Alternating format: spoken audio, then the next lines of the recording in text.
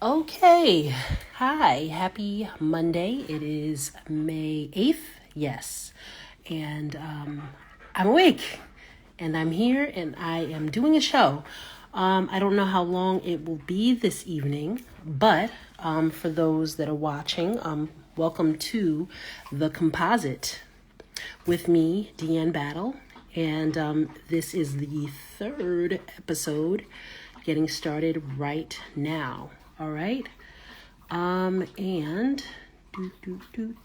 just getting set up here. My computer is working.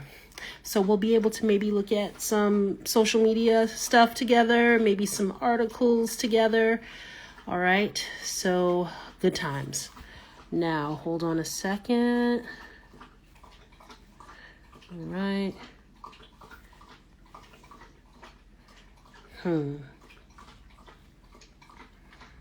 Just looking at some additional functionality here on the live. Oops. Okay. All right. So again, welcome to the Composite, episode 3. We are on time, and I have a funny story about that. So, usually, given what I do for the living, at the moment, I am just pretty tired, especially at this point in the year. And I took another ill-advised nap, just to kind of get me going. I wasn't as tired as I was last week, though, so that's a plus. But I had set an alarm, and then all of a sudden I feel pause and, a wet nose near me. And so it was my dog. And so she's larger. She's a German Shepherd. And is she a Shepherd? She's definitely a Lab. Maybe a Lab, a Shepherd, and something else. But she's a big dog. She's like over 50 pounds. So she outweighs the last dog I had by at least 15 pounds or so. And so she jumps up, and then she jumps back down, and she twirls in a circle. And I'm like, oh, crap. Because when she twirls in a circle, that means she needs to go outside. So, I took her outside. She did her business. And then she came back in, and I was wide awake. So the moral of the story is the show is on time tonight because of shit. All right. So that is auspicious or not, depending on your philosophy, your outlook. But shout out to Zena for waking me up so I could take her outside yet again, because she's gone out a few times already today. All right. With that as a preamble, I wanted to look at a really, really interesting to me tweet. Hold on a second here. Let me unplug this. I'm going to go like that. Okay. So earlier today, here's something I saw on Twitter. Now I have no idea who Nick Diller is, or Helen Chester, but this is a really interesting idea to me.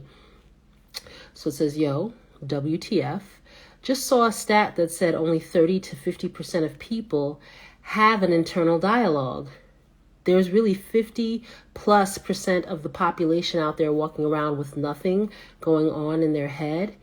Everything is starting to make much more sense.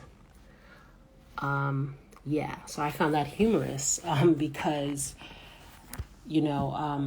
I have so much going on in my head all the time. It's like, it can be really overwhelming. There's, thoughts of my past, thoughts of my future, trying to stay in the present, characters in my short stories, characters in my novels, and my ancestors, right? So I'll stick a pin in that because I have a story about that. But so yeah, it's just like these different dialogues, monologues going on and off, different possibilities of what I should have done or what I would like to do, or and it's like I can't imagine not having any of that going on, whether it would be like crickets or, I don't know, or just silence, it's never silent for me, and there are downsides to that, but at least I was able to keep myself company during the pandemic. So again, take it or leave it, the good and the bad. But the part about the ancestors, and I will show you something else.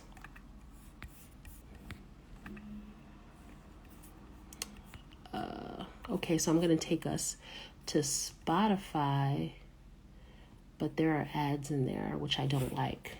But c'est la vie.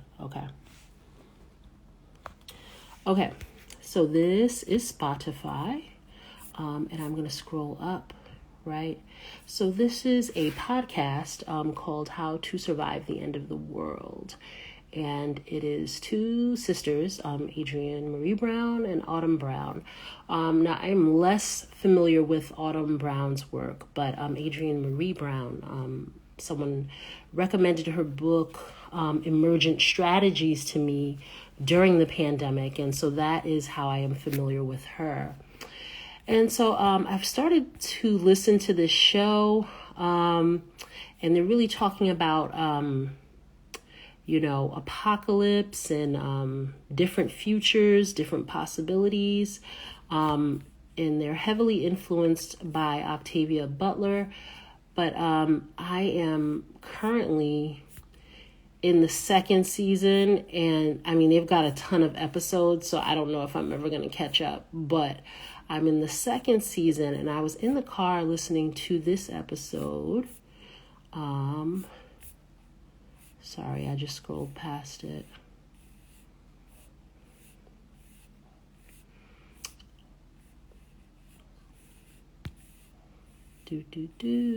Sorry, we're on the fly here. Yes, I was listening to this episode. Again, so it's called How to Survive the End of the World, and it's their episode from September 2018, and it's called Black Love, A Day at the Museum. Okay, and so what was that episode about? That was an episode where they went to the African American Museum, and they were talking about that experience. And I just recently had that experience late last year. I took my students there, with other teachers as well, but we took them there on a field trip, and there were just like a lot of different dynamics going on there, and I'm really glad that I went. But if you ever go to the museum, the way it's set up is, you come in on the main level, and then you get to see the wall with all, the prestigious donors and this, that, and whatever. You get to see how the museum's organized. They have the front desk, but you are supposed to start your journey down in the bottom, right? And when you go down to the bottom floors, they really do their best to set the stage for, how we got here, as people who descended from enslaved Africans in the Americas. Like, how did that happen? And so you get to see conquistadors and colonial folks, and what their thoughts and what they were looking for when they were exploring. You get to see Equiano and all of these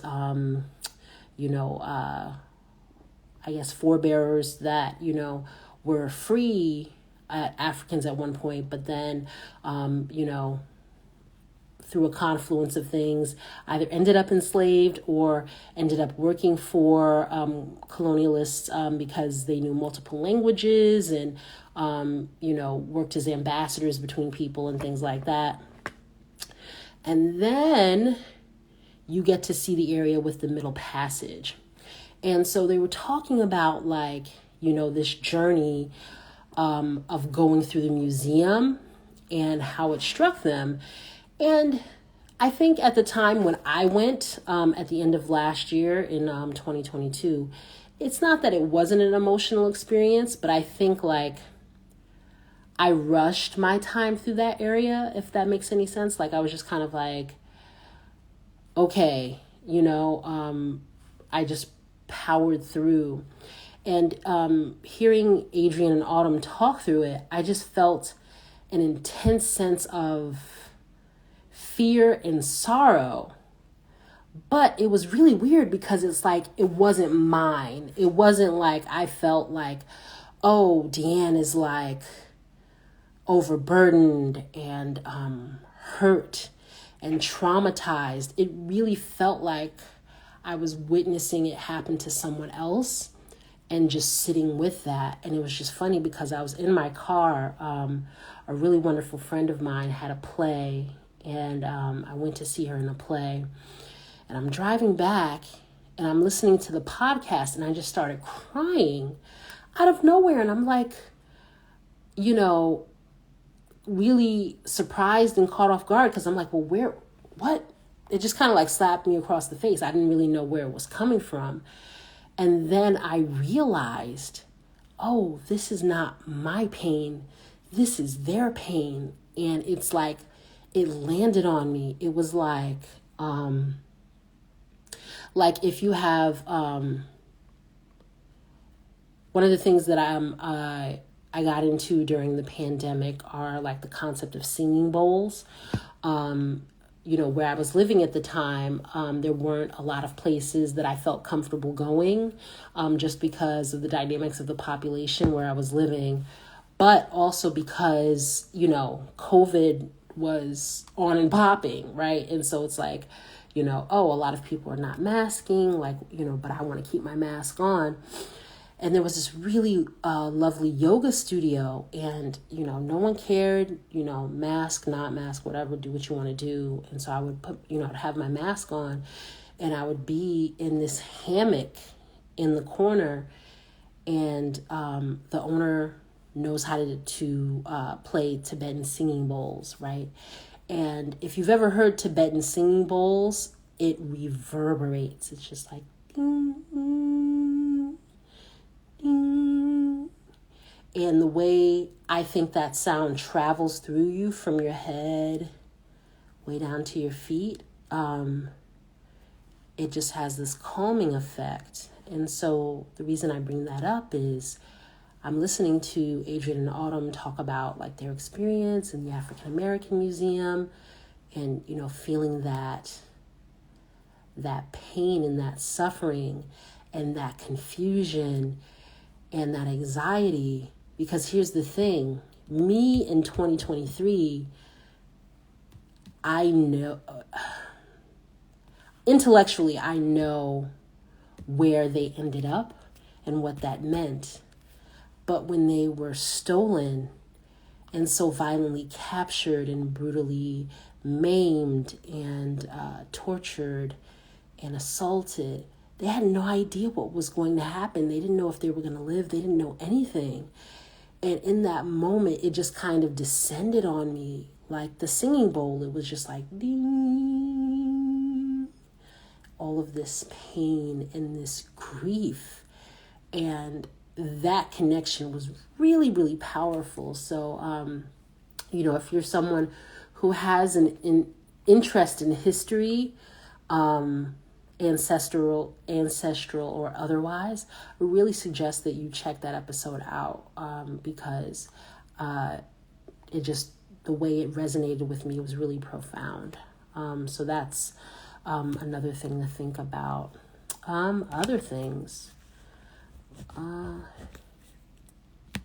Wanted to talk a little bit about aging, right? And hold on a second here.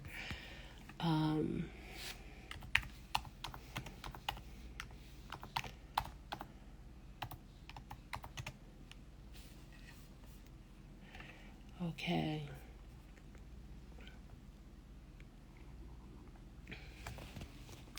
So, just to show you this on Google, as I said, in my first episode, I don't like to talk out of my ass. Really like to, give you access to the information that I'm looking at. And, we'll talk about media literacy in a bit. But so this is the life expectancy for the United States, right? And what we see here is heavily influenced by the COVID pandemic and other quality of life factors, I would argue. We see that life expectancy is going down. So it's 77.28 years, allegedly. And then, I'm pretty sure it is a bit less if you're Black like me. Maybe a bit more if you're in another demographic, but here is the average, right? So life expectancy going down, but the way people talk about aging or the way people view aging, generally negative, right? So that's not profound. I think we're used to that. I think there was a young lady on TikTok, and she had this elaborate video about how like she's going to need people over the age of 40 to stop wearing pigtails and blah, blah, blah, blah.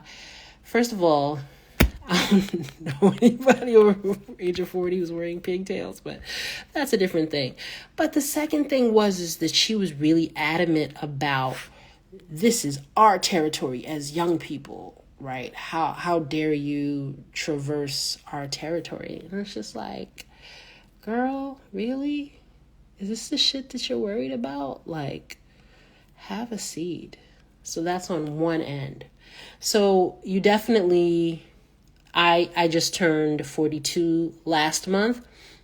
And so you definitely get those slight comments from younger people. Like you'll say something and people are like, oh, that's so old or whatever, blah, blah, whatever. Like I said, I'm looking at you like, hey, bitch, shorter life expectancy. So good luck.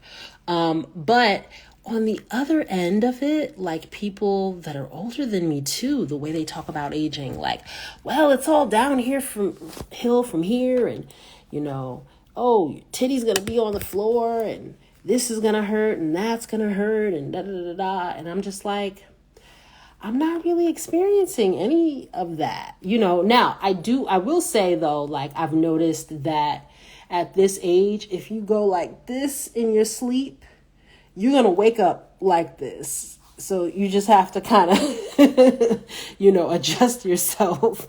But I mean, I don't have a ton of physical limitations at the moment, thank goodness. Like, if I go to work out, and I don't do that as often as I would like. Hold on a second.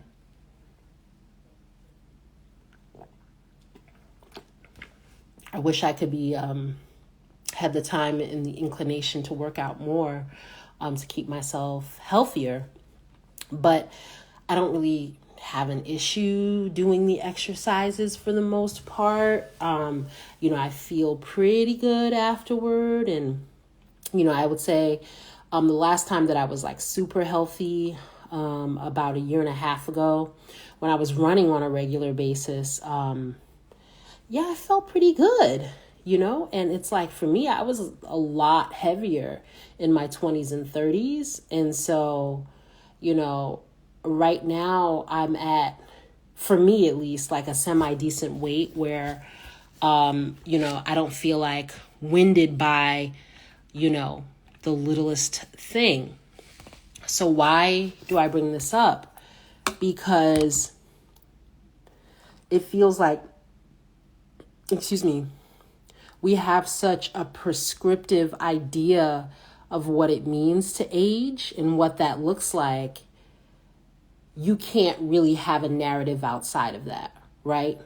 So if you're young, your job is to shit on people that are older than you, right? Because you're young and you popping it and dropping it and locking it and all this stuff. But then if you're older, your job is to wag your finger at the people younger than you and be like, oh, you're going to wish that you were that age because now I'm this age and everything hurts and everything's terrible and it's just kind of like, we talk about aging in such a negative way. But again, the life expectancy is going down, right? So what that means is it's actually more of a privilege to get older in 2023 than it was in 2019 or 2018, so on and so forth. And one of the things that I really hope that I can try to get a handle on, to the best of my abilities, in the next 5 to 10 years is, how do I prepare myself to become an elder and not just get older, right? Because everyone, it's like, okay, if you're sitting around and hopefully if you get enough hydration, if you moisturize enough, hopefully you have the privilege or the opportunity to get older. But are you an elder? Meaning, do you have some type of wisdom or insight to offer the community globally or just in your little sphere? Is your life worthwhile? And I don't think that comes from telling people a prescriptive idea of what it means to be a particular age, if that makes any sense. Now, that doesn't mean you don't say, hey, when I was your age, I wish someone would have told me X, Y, or Z. No, I appreciate that.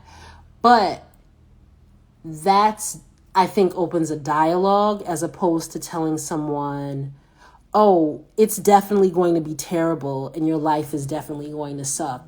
And I think it's a specific type of people that say that or have that narrative. Like, I was never like really a partier. I was never running the street really. And so for me, being young versus being the age that I am right now actually doesn't really look that much different. I mean, if anything, like I said, it looks better because my weight is lower. Maybe I'll do a separate episode about that. But, my weight, I'm, lighter than I was at that time. I was like pre-diabetic. I had all of this stuff going on. And it's not that I have zero health issues now, but just that mobility around being very heavy. And then just the ways in which society treats you when you're very heavy.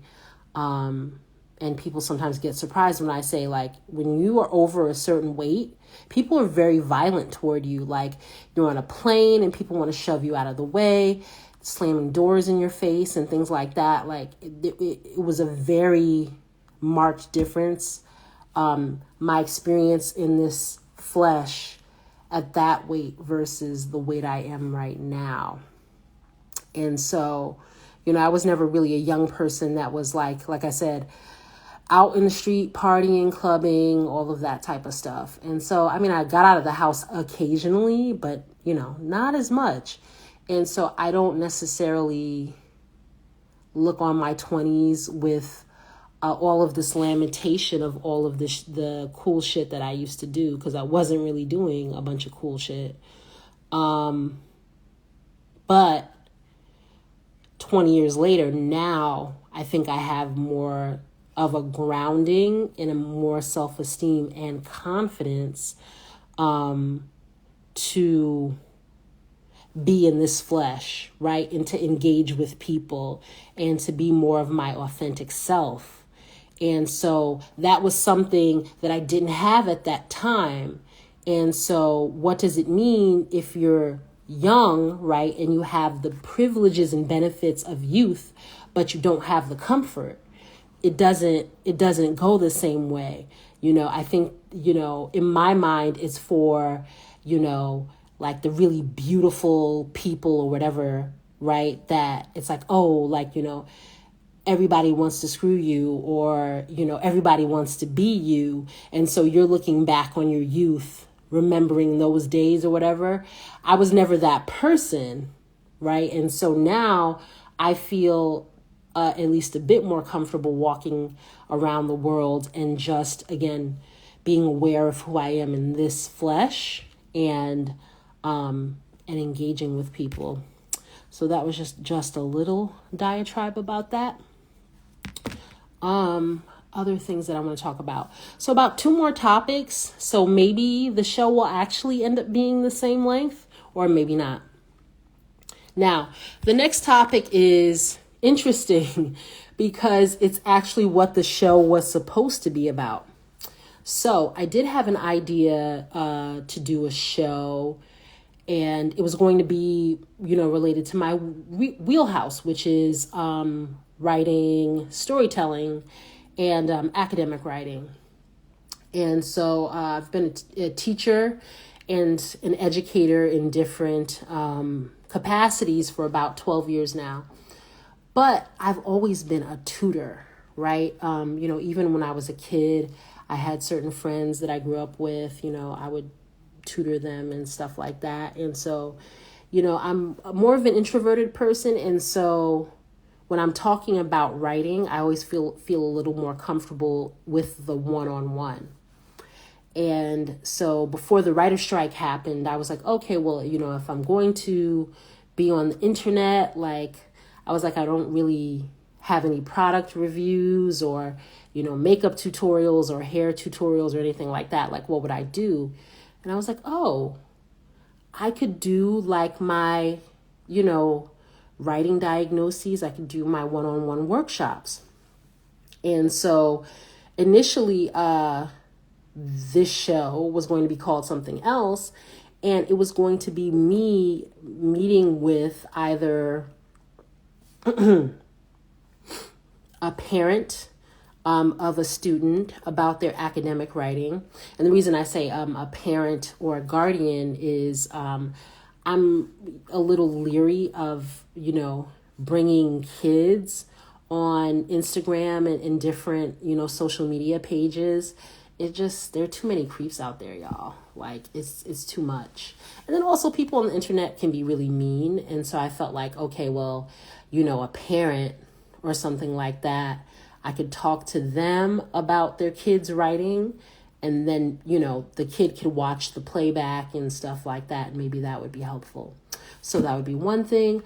Or if, someone had a story or a poem or something that they were working on, I could do a session with them. Why? Because I just finished a brand new shiny MFA degree last year. And so I still want to do that to a certain degree. I don't know if I'll do that in this time slot, but I was thinking of maybe having the Composite, the weekend edition. And so the weekend edition would either be a Saturday or a Sunday. And I would sit with someone on Instagram Live, for 45 minutes and talk to them about their writing. And so I'll put out a call now, but I'll do a formal post tomorrow. But I'm looking for writing. So if you have academic writing, now at this point in my career, I've taught every grade, and I say this all the time. So if you've heard it before, my bad. I've taught every grade from 8th grade through first year of college. Right? So if you're a college student and you have a 5 to 10 page paper, or if you're the parent, and I want to stress that, the parent of a student from 8th grade through 12th grade, then, get in touch. And like I said, I'll do a formal ad or post for this tomorrow. But send me some writing. And what I can do is just read through it, and then we can do an Instagram Live and talk about it for about 40 minutes or so. If I can figure out how to do some type of screen sharing thingamabob on here, I'm happy to do that so we can have a look at it. Excuse me, allergies a little phlegmy. All right. So that is one thing. And then on the second hand, writing.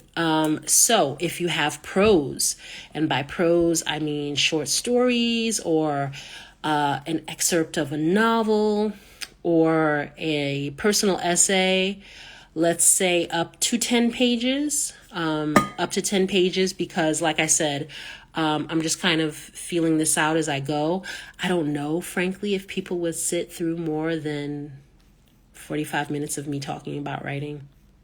We'll see. I don't know if they would sit through 5 minutes of it, but I'm going to give this shit a try.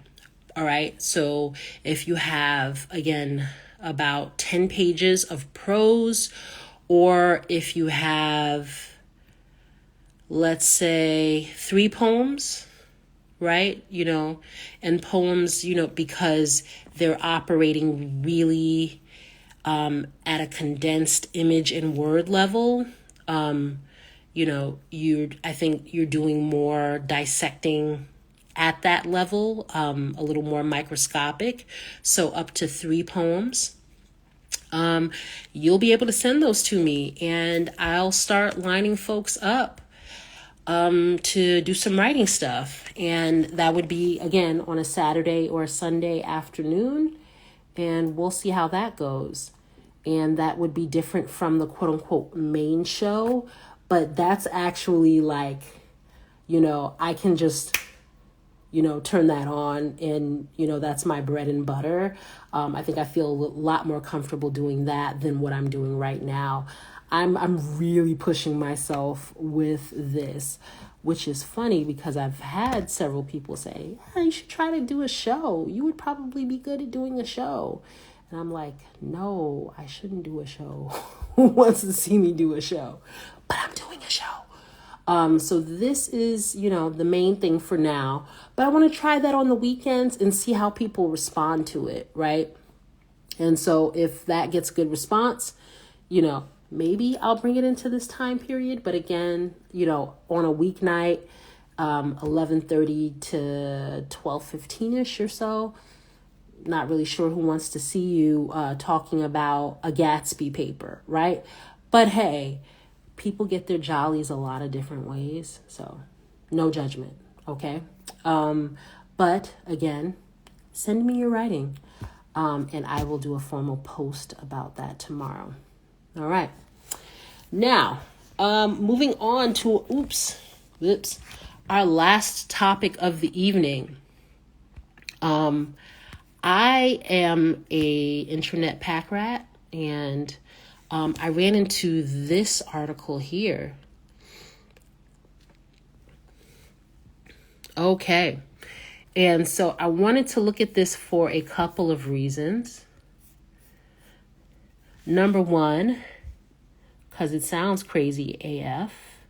But number two, to just talk a little bit about media literacy and what that might look like, right? Now, I haven't actually read this yet, but I read internet curios all the time. Like I'm reading every day, all the time. And, one time I was talking to a really wonderful friend of mine from college, and she was just like, oh, well, what are you reading? And I'm like, oh, I don't get to read as much as I would like to. And then the conversation went on, and I was like, oh, I read this article, and I sent it to her. And I was like, oh, I read this article, and I sent it to her. And she was like, I thought you said you're not reading.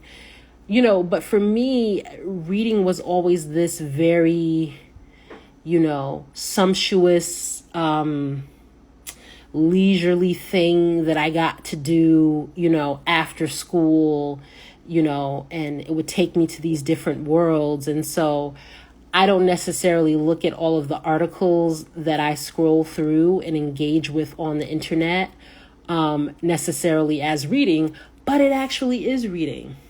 All right. And so I figured we could read through at least part of this together, right? Because I did talk about bank failures the other day. And so this is, adjacent to that. So it says, U.S. government may freeze American bank withdrawals as currency panic and capital flight mounts. Macro guru Hugh Hendry. All right, so maybe I'll look up his name. What the hell is the Daily HODL? Let me see. Okay. News and insight for the digital economy. All right. And I'm just trying to vet this a little bit to see if it's a legitimate website. All right.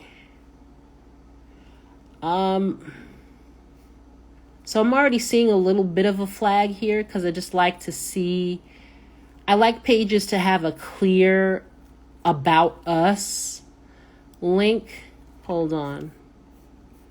Okay, HODLX is a platform of the Daily HODL where we post your non-commercial crypto content, okay, and guest blogs. All right, looking a little sketchy. Anything related to crypto. Sorry, Matt Damon. Anything related to crypto, a little sketchy at this point. Now, let me look up Hugh Hendry. Okay. If you judge my tabs, we can't be friends. If you judge my tabs, we can't be friends. All right. So Hugh Hendry is a British hedge fund manager and podcaster. Okay, he was the founding partner and chief investment officer of a now defunct hedge firm. Okay. All right, so from a media literacy standpoint, this article is gaining less credibility as I go along.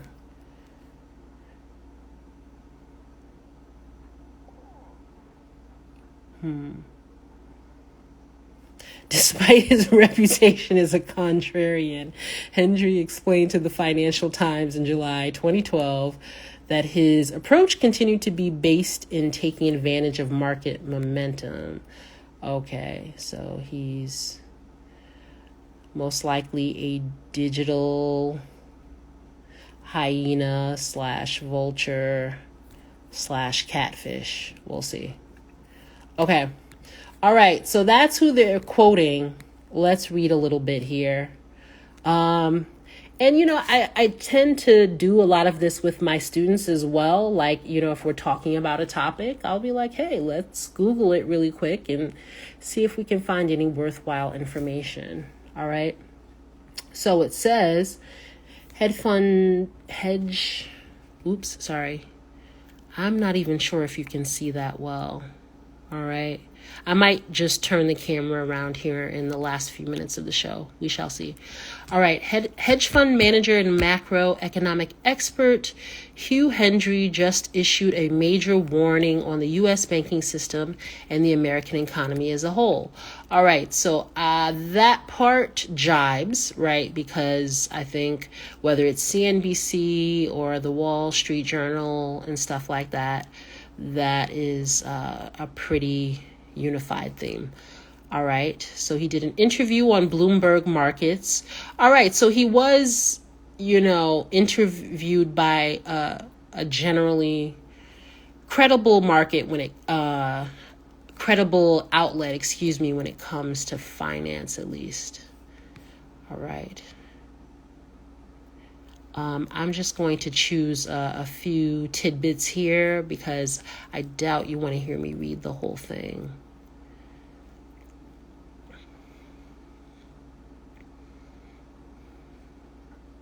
Hendry says capital flight from U.S. banks is not solely about fears on whether the FDIC will insure deposits above $250,000 and a blanket guarantee on deposits would not solve the problem. There is capital flight, deposit flight from the banking sector seeking yield. I fear that, I don't say this lightly, but in 1934, the Federal Reserve Act confiscated gold from the U.S. citizens. We're at the point where the Fed and Treasury officials, I'm sure, are having to consider a gate, a lock, on U.S. bank deposits. Oof, okay, we're having some grammatical issues here. Whether it comes to where Americans can place their capital amid the uncertainty, Hendry said his go-to is U.S. treasuries and potentially Bitcoin. Okay. All right, so I think I see what this dude's angle is. He wants to get you to try to get into Bitcoin, and he's probably invested in that. All right, so that's enough of that article. I would give this, out of 100% credibility, I'd give this maybe 35%. The 30% comes from the fact, again, that he was interviewed by Bloomberg Markets. So, that is a somewhat credible outlet. And I say somewhat just because, it's not just about pure finance. It does have, general political leanings. But yeah, the fact that he's like, hey, don't you want some Bitcoin? I got some Bitcoin for you. That gets a flag. And then the fact that he had a failed venture capital situation. What I would do, like if this was for like a research assignment or something my students were doing for me, I would try to find 2 to 3 other corroborating sources from more vetted sources, right? Because I never heard of Daily Hodl before I saw this article.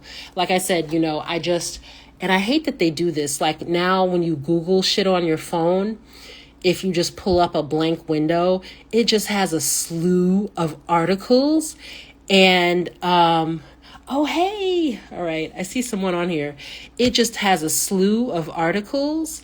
And so I just find myself clicking, clickbait, and then I end up in a rabbit hole. And so that's how I came up with that piece. But yeah, I'm not going to say it's total crap, this article, but I will say it's on the lower end in terms of credibility, at least at this point, until I did a bit more research.